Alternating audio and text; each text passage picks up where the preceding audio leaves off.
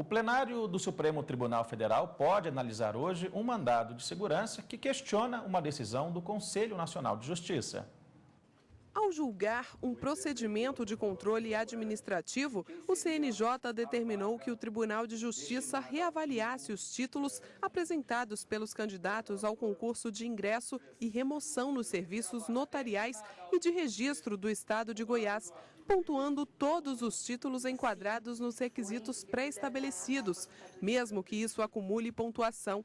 Apenas o limite máximo de 2 pontos para a soma precisa ser respeitado. De acordo com uma das aprovadas, a decisão teria mudado a interpretação do edital de abertura, trazendo uma nova norma diferente do previsto. A candidata questiona no mandado de segurança essa decisão do Conselho Nacional de Justiça, porque, segundo ela, nem o TJ de Goiás, nem os atingidos pela decisão foram intimados, desrespeitando o regimento interno do próprio CNJ.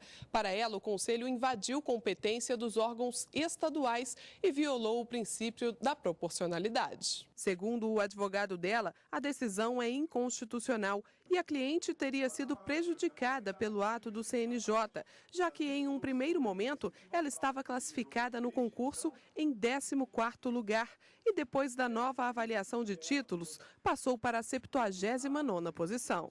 O Tribunal de Justiça de Goiás fez uma interpretação legal, fez uma interpretação porque compete à banca do concurso interpretar o seu edital, ele apenas esclareceu alguns pontos, enquanto que o CNJ inverteu toda a lógica do edital, criou nova regra e, pior, criou uma nova regra que traz maior violação à Constituição. Por quê? A interpretação do Tribunal de Justiça de Goiás, ela é uma interpretação, além da banca ser competente e legal, ela é uma interpretação que a gente chama de interpretação conforme à Constituição. Porque ela prestigia os títulos bons e prestigia os candidatos que têm várias espécies de títulos. Ou seja, ela coíbe essa busca desenfreada que fere a moralidade e tem maior eficácia ao princípio da eficiência. Uma liminar já suspendeu os efeitos da decisão do CNJ e determinou a notificação de quem foi convocado a apresentar títulos. Os ministros do Supremo Tribunal Federal devem avaliar agora definitivamente se o ato do Conselho ofende ou não o direito dos candidatos. Outros 3 mandados de segurança que tratam do mesmo assunto podem ser julgados em conjunto. E sobre a pauta de julgamentos do STF de hoje, a gente conversa com a doutora Gisele, que fala aqui com a gente. Mais uma vez, doutora, boa tarde pela participação. Doutora Gisele, a grande questão é quanto à pontuação, né, numa fase do concurso. O que a lei prevê sobre concursos para cartórios extrajudiciais? Boa tarde, Fred. Boa tarde a todos. É um concurso bastante almejado.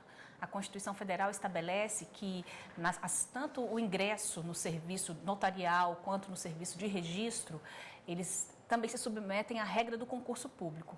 Então, o texto constitucional estabelece que esse ingresso se dá para o concurso público de provas e provas e títulos. Neste caso, em especial, nós temos 4 mandados de segurança, inclusive houve a determinação de que esses mandados de segurança tramitem em conjunto, então o julgamento realmente será em conjunto, porque todos eles tratam da mesma causa de pedir. E qual é o que efetivamente se pede? A nulidade da decisão do CNJ no que diz respeito à repontuação dos títulos que foram apresentados. Quais seriam as violações apontadas nesse processo, doutor? Bom, de acordo com os candidatos que acabaram tendo uma reclassificação em razão dessa reanálise dos títulos, eles argumentam que houve ofensa ao princípio do contraditório e da ampla defesa, na medida em que essa decisão do CNJ, alguns candidatos acabaram ficando sem serem intimados, isso ofenderia o contraditório e a ampla defesa. E houve exorbitação da competência do próprio CNJ, ou seja, a Constituição Federal não atribui ao CNJ, isso de acordo com os argumentos apresentados, a possibilidade de criar regras novas em editais. Doutora Gisele, um outro assunto que está na pauta do plenário do STF é um recurso extraordinário de uma empresa de alimentos que questiona uma lei lá do Rio Grande do Sul, que estabeleceu condições para as empresas com débitos tributários emitirem documentos fiscais. A primeira Câmara Cível do Tribunal de Justiça do Estado do Rio Grande do Sul reconheceu a constitucionalidade de 2 artigos de uma lei estadual, entendendo que, diante da reiterada inadimplência e da existência de débitos tributários, o fisco pode exigir garantias para imprimir documentos fiscais. Seria uma condição para autorizar a impressão. Segundo o advogado da Maxpol Industrial de Alimentos, a imposição dessa regra ofende dispositivos da Constituição Federal e caracteriza obstrução indevida no exercício da atividade econômica. A gente entende que o artigo 170, parágrafo único do 170, né, que trata da livre atividade, livre exercício, né, da atividade econômica, ele é violado frontalmente. E vários outros artigos também que a gente questiona, como o artigo 5º, inciso 8, né, o próprio devido processo legal também, o artigo 5º, inciso 15, né, várias violações que a empresa entende que essa lei está malferindo. O plenário do Supremo Tribunal Federal deve analisar se a medida configura indevida obstrução de atividade econômica ou não. O relator é o ministro Marco Aurélio. O caso teve repercussão geral reconhecida. A Procuradoria-Geral da República já aceitou o recurso.